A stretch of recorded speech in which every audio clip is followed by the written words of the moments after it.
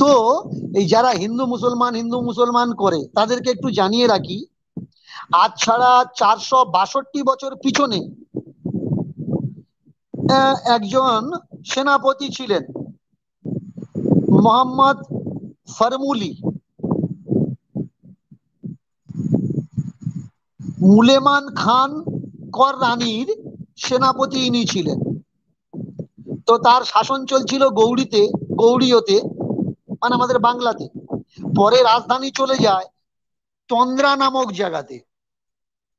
তো সুলেমান খাঁ কর রানীর যে সেনাপতি মোহাম্মদ ফরমুলি, এনার যে সৈন্যদল বাংলার বুকে এত মেয়ে এবং বউ স্ত্রীদের বলাৎকার করেছে আনগিনাত, এত মন্দির ভেঙেছে, এত মূর্তি ভেঙেছে যার কোনো হিসাব কিতাব নেই।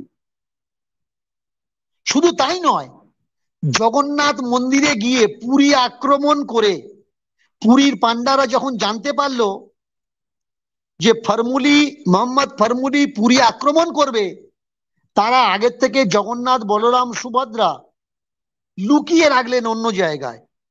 মোহাম্মদ ফরমুলি উড়িষ্যা আক্রমণ করলেন, জয় করলেন, উড়িষ্যার জগন্নাথ মন্দিরে ঢুকে লুটপাট চালিয়ে খোঁজ নিয়ে সেই জগন্নাথ, বলরাম, সুভদ্রাকে বের করলেন এবং জগন্নাথ মন্দিরের সামনে এনে তাকে পদদলিত করে, সেই মূর্তিগুলোকে পদদলিত করে আগুন লাগিয়ে পুড়িয়ে ফেলে।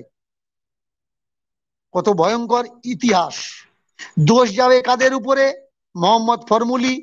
নামটা শুনলেই সকলে মনে করবে উনি তো মুসলমান, তাই তো মূর্তি ভালোবাসো না, তাই তো হিন্দুদের ঘৃণা করে, মুসলিম সনাতনীদের ধ্বংস করার জন্য ইনি এই ব্যবস্থাপনা করেছেন। কিন্তু এই মোহাম্মদ ফরমুলির ইতিহাস যখন আপনি বের করবেন, এই মোহাম্মদ ফরমুলি কে? আর কেউ নয়, কালা পাহাড় নামে খ্যাতি। কালা পাহাড়, এর জন্য আপনাকে পড়া লাগবে কালা পাহাড়, যার পুরা নাম কালী ভাদুড়ি।